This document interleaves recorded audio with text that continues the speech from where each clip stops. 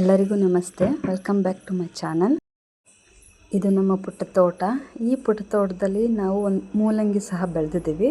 ಈ ಮೂಲಂಗಿ ಬೆಳೆಸ್ಕೊಂಡು ಸಾಂಬಾರನ್ನ ಮಾಡ್ತಾಯಿದ್ದೀನಿ. ಸೊ ಬನ್ನಿ ಯಾವ ಥರ ಮಾಡ್ತಾಯಿದ್ದೀನಿ ಅಂತೇಳಿ ನೋಡೋಣ. ಇದರಲ್ಲಿ ಒಂದು 2 ಮೂಲಂಗಿ ಬೆಳೆಸ್ಕೊಂಡು ಸಾಂಬಾರನ್ನ ರೆಡಿ ಮಾಡ್ಕೊತಾ ಇದ್ದೀನಿ. ಮೂಲಂಗಿನ ಸಣ್ಣದಾಗಿ ರೌಂಡಾಗಿ ಹೆಚ್ಚಿ ಇಟ್ಕೊಂಡಿದ್ದೀನಿ. ಅದರ ಜೊತೆಗೆ 2 ಆಲೂಗಡ್ಡೆನ ಸೇರಿಸ್ಕೊಂಡಿದ್ದೀನಿ. ಸೊ ಅದನ್ನ ಚೆನ್ನಾಗಿ ತೊಳ್ಕೊಂಡು ಸಾಂಬಾರಿಗೆ ಒಂದು ಚಿಕ್ಕ ಲೋಟದಲ್ಲಿ ಬೇಳೆ ತೊಗೊಂಡಿದ್ದೀನಿ.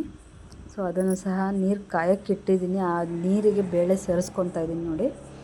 ಆ ಬೇಳೆ ಜೊತೆಗೆ ನಾನು ಕಾಬೂಲು, ಕಡಲೆಕಾಳು, ಬಟಾಣಿನ ನೆನೆಸಿ ಎತ್ತಿಟ್ಕೊಂಡಿದ್ದೆ. ಸೊ ಅದನ್ನು ಸೇರಿಸ್ತಾ ಇದ್ದೀನಿ. ಕಾಳುಗಳನ್ನ ಆ್ಯಡ್ ಮಾಡೋದ್ರಿಂದ ಟೇಸ್ಟ್ ಸಹ ಚೆನ್ನಾಗಿರುತ್ತೆ.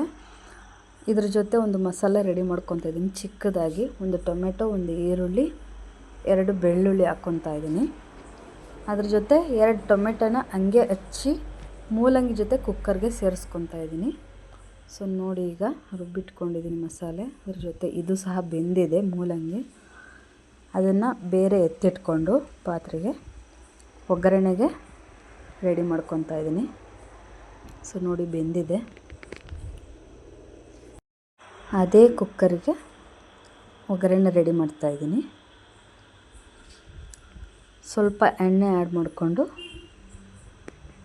ನೋಡಿ, ಸಾಸಿವೆ, ಜೀರಿಗೆ, ಬೆಳ್ಳುಳ್ಳಿ, ಈರುಳ್ಳಿ, ಕರಿಬೇವೆಲ್ಲ ರೆಡಿ ಮಾಡಿ ಇಟ್ಕೊಂಡಿದ್ದೀನಿ ಮೊದಲೇ.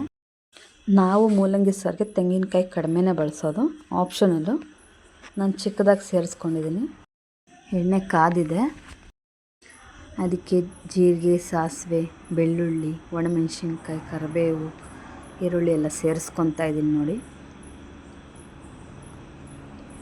ಇದು ಬಾಡಿದ ನಂತರ ರುಬ್ಬಿ ಎತ್ತಿಟ್ಕೊಂಡಿರೋಂಥ ಮಸಾಲೆನ ಸೇರಿಸ್ಕೊಬೇಕು.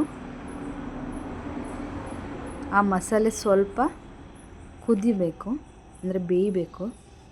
ಅದು ಸ್ವಲ್ಪ ಬೆಂದ ನಂತರ ಮಸಾಲೆಗಳನ್ನ ಆ್ಯಡ್ ಮಾಡ್ಕೊತಾ ಇದ್ದೀನಿ. ಧನಿಯಾ ಪೌಡ್ರು ಮತ್ತು ಚಿಲ್ಲಿ ಪೌಡರ್. ಆ ಮಸಾಲೆ ಸಹ ಸ್ವಲ್ಪ ಹಸಿ ವಾಸನೆ ಹೋಗಬೇಕು. ಹಸಿ ವಾಸನೆ ಹೋದ ನಂತರ ಬೇಯಿಸಿ ಎತ್ತಿಟ್ಕೊಂಡಿರೋಂಥ ಮೂಲಂಗಿಗೆ ಸೇರಿಸ್ಕೊತಾ ಇದ್ದೀನಿ ನೋಡಿ. ಸೇರಿಸ್ಕೊಂಡಿದ್ದೀನಿ ಅದನ್ನೆಲ್ಲ ಮಸಾಲೆನ.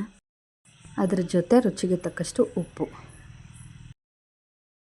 ನೋಡಿದ್ರಲ್ಲ, ಹೀಗೆ ನಮ್ಮ ತೋಟದಲ್ಲೇ ಬೆಳೆದಂತಹ ಮೂಲಂಗಿಯಿಂದ ಮಾಡಿದಂಥ ಸಾಂಬಾರು. ಇಷ್ಟವಾದರೆ ಲೈಕ್ ಮಾಡಿ, ಶೇರ್ ಮಾಡಿ, ಕಮೆಂಟ್ ಮಾಡಿ. Thank you all.